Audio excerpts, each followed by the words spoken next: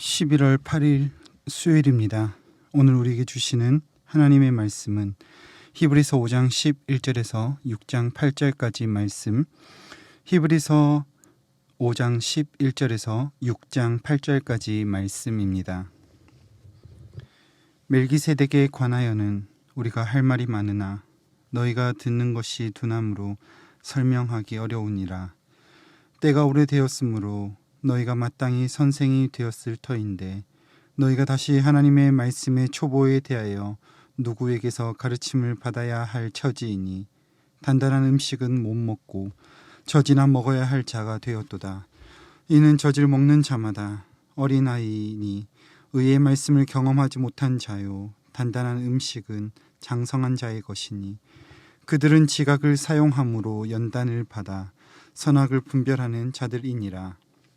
그러므로 우리가 그리스도의 도의 초보를 버리고 죽은 행실을 회개함과 하나님께 대한 신앙과 세례들과 안수와 죽은 자의 부활과 영원한 심판에 관한 교훈의 터를 다시 닦지 말고 완전한 대로 나아갈지니라. 하나님께서 허락하시면 우리가 이것을 하리라. 한번 빛을 받고 하늘의 은사를 맛보고 성령에 참여한 바 되고 하나님의 선한 말씀과 내세의 능력을 맛보고도 타락한 자들은 다시 새롭게 하여 회개하게 할 수 없나니 이는 그들이 하나님의 아들을 다시 십자가에 못 박아 드러내놓고 욕되게 함이라.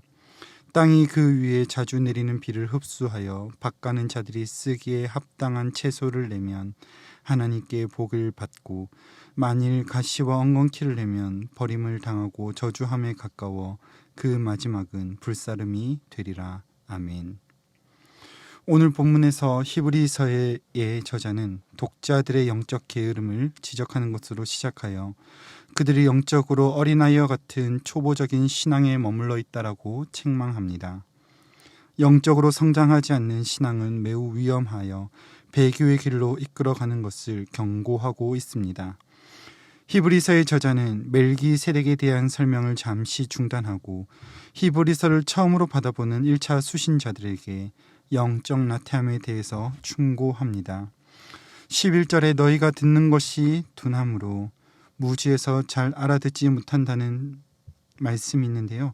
이것은 잘 알아듣지 못한다는 뜻이 아니라 듣기에 게으른 혹은 듣기를 싫어하는 잘못된 말씀에 관한 습관을 말하는 것입니다. 13절에 경험하지 못한이라고 하는 아페이로스라는 이 단어는 실제로 말씀을 듣지 못한 것이 아니라 말씀을 들었으나 적용하여 살아가는 훈련이 되어 있지 못하는 것을 꾸짖는 것입니다. 히브리서의 기자는 반복적으로 영적 나태함을 꾸짖기 위하여 14절에 성숙한 자의 모습과 비교, 대조하고 있는데 지각을 사용함으로 연단을 받는다라고 말합니다. 여기서 연단하다라는 뜻으로 사용된 동사 굽나조는 운동선수가 특정한 기술을 익히기 위하여 반복적으로 훈련하는 모습을 말합니다. 그렇기 때문에 6장 1절과 2절에서는 믿음의 초보적인 단계에 있는 것들을 버리고 더욱 믿음의 장성함을 드러낼 것을 요구하십니다. 이후 3절에서는 하나님께서 허락하시면 이러한 믿음의 장성함을 드러낼 수 있을 것이다라고 말합니다. 그리고 나서 그 뒤에 4절과 6절은 배교에 대한 경고를 말씀하고 있습니다. 지난 시간에 언급했던 것처럼 히브리서의 독자들은 핍박과 유혹, 고난 속에서 배교의 위험에 노출되어 있는 상태였습니다. 그런데 이들이 6절에서 말씀하신 것처럼 타락한다면 구원의 길에서 끊어질 수 있는 것일까요? 우리가 믿는 구원에 관한 성경의 가르침은 한번 구원받은 백성은 구원에서 끊어질 수 없다라는 것입니다. 구원받았다라고 말하는 내가 그릇된 길로 가고 있을 때 나를 구원하시기로 작정하신 하나님은 나를 놓지 않으시고 계속해서 성도의 길을 걸어가게 하는 것, 이것을 교리로 성도의 견인이라고 말합니다. 그렇다면 오늘 6절의 본문이 의미하고 있는 바가 무엇입니까? 여러 해석이 분분하지만 성령의 임재를 체험한 것과 성령의 인도를 따르는 것은 현저하게 다름을 말합니다. 구약에서 성령 충만했던 사울이 그러하였고 신약에서는 아나니아와 삽비라가 그러하였습니다. 한국 교회 안에서도 성령의 능력을 받아 기사와 이적을 행하였으나 그리스도를 욕되게 하고 스스로를 참 감람나무라 칭하면서 이단의 수괴가 된 박태선 같은 자들도 있습니다. 이런 것이 확실하게 보여주는 것이 따라오는 7절과 8절의 말씀입니다. 두 가지 땅을 보여주는데 모두 자주 내리는 비, 많은 양의 비들을 흡수합니다. 그러나 한 땅은 쓰기에 합당한 채소를 내고 어떤 땅은 가시와 엉겅퀴만 나올 뿐입니다. 이처럼 하나님의 말씀, 성령의 능력을 체험하고 그에 합당한 대로 따라 살아가는 자들이 있는가 반면에 하나님의 말씀, 은혜를 경험하고서도 그들의 욕심과 정욕을 따라서 하나님의 말씀에 따라 살아가지 아니하고 또한 세상의 유혹과 핍박에 이기지 못하여 그 길로 넘어간 자들에게 경고하고 있는 것입니다. 그렇다면 오늘 본문이 우리에게 주시는 교훈이 무엇입니까? 바로 끊임없이 우리의 믿음을 연단하여 주님께로 나아가라는 것입니다. 히브리서의 기자는 그리스도를 모르기 때문에 그들이 배교의 길을 걷는다라고 말하지 않습니다. 앞선 본문인 5장 8절과 9절에서는 그리스도께서 어떻게 멜기세덱의 반열을 따르는 대제사장이 되시는지를 알려줍니다. 그리고 아들이시면서도 받으신 고난으로 순종함을 배워 온전하게 되셨고 그를 따르는 모든 자들에게 구원의 근거가 되셨다라고 말씀합니다. 그러나 저자가 지적하고 있는 것은 듣는 것이 둔한 자들, 듣기를 싫어하는 자들, 그들 향해 경고하고 있는 것입니다.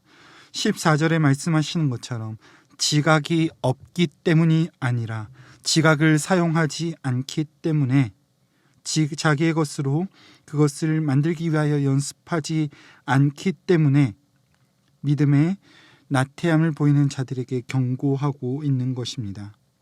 진정한 믿음이란 무엇입니까? 한번 믿음으로 그것을 지식과 생각에서 머무르게 하는 것이 믿음이 아닙니다. 전인격적으로 믿고 나아가는 것까지를 수반하는 것입니다. 지식으로 알고 마음으로 동의하며 의지적으로 이전의 악한 행실을 버리고 죄를 미워하며 주님께로 나아가는 걸음을 옮기는 것, 이것을 우리는 믿음이라 부르는 것입니다.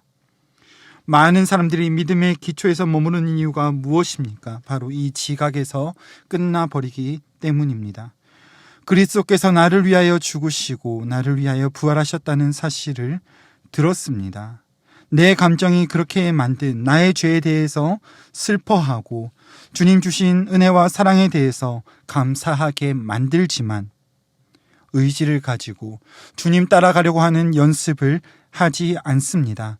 오늘 본문의 저자가 경고하고 있는 것처럼 우리는 그러한 믿음의 연단과 훈련을 하지 않습니다.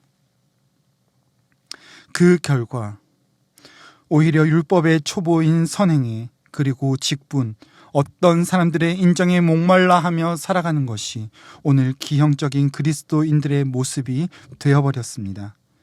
그렇기 때문에 히브리서의 기자는 6장 1절과 2절에서 초보적이고 유대주의적인 모습을 버리고 완전한 곳, 그리스도의 장성한 분량에까지 나아가라고 말씀하고 있는 것입니다.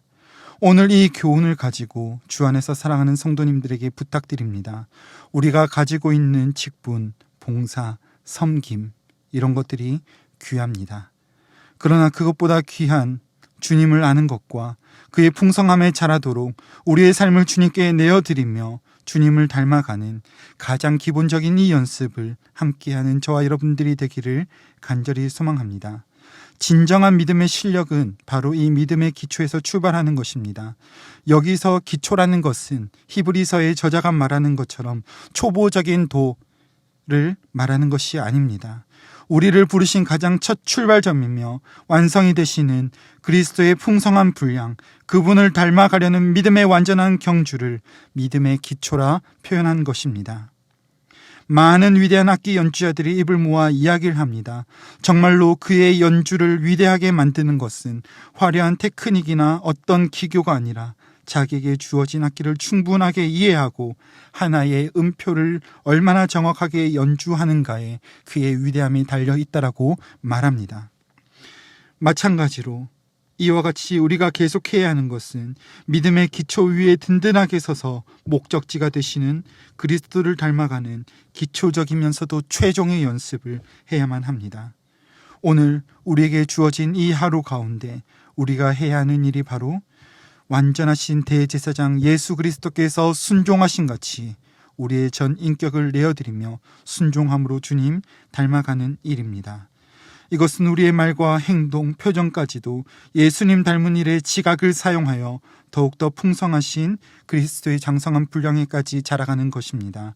바라기는 우리를 부르신 이 부르심이 우리의 수준에서 머무르는 초보적인 단계가 아니라 그리스도께까지 자라가는 일, 이 일을 부단히 연습하는 저와 여러분들이 되기를 간절히 소망합니다.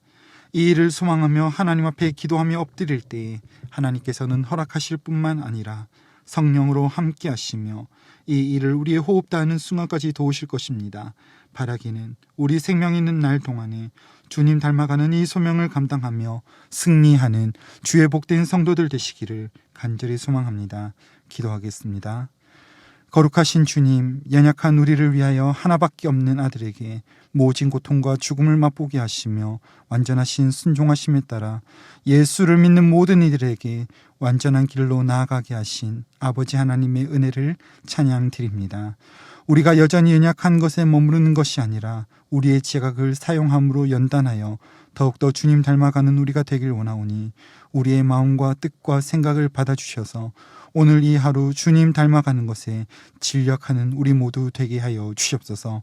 우리를 더욱 그 아들의 형상을 닮아가도록 자녀 삼으신 아버지를 찬양하며 존귀하신 예수님의 이름으로 기도드립니다. 아멘. 이 시간 함께 기도하실 때 주신 말씀 붙들고 기도하시고 주간 기도 제목에 따라 전도와 선교를 위하여 기도하겠습니다. 신부산교회가 전도하는 교회, 선교하는 교회가 되도록 우리 신부산교회가 부산 지역에 죽어가는 영혼을 살리는 교회가 되도록 함께 기도하시고 우리 교회가 파송하고 후원하는 선교사님, 주보에 소개된 우리가 함께 기도하는 선교사님들과 세계 선교를 위하여 기도하신 이후에 가지고 나오신 개인적인 제목으로 기도하시다가 처소로 돌아가시겠습니다. 함께 기도합니다.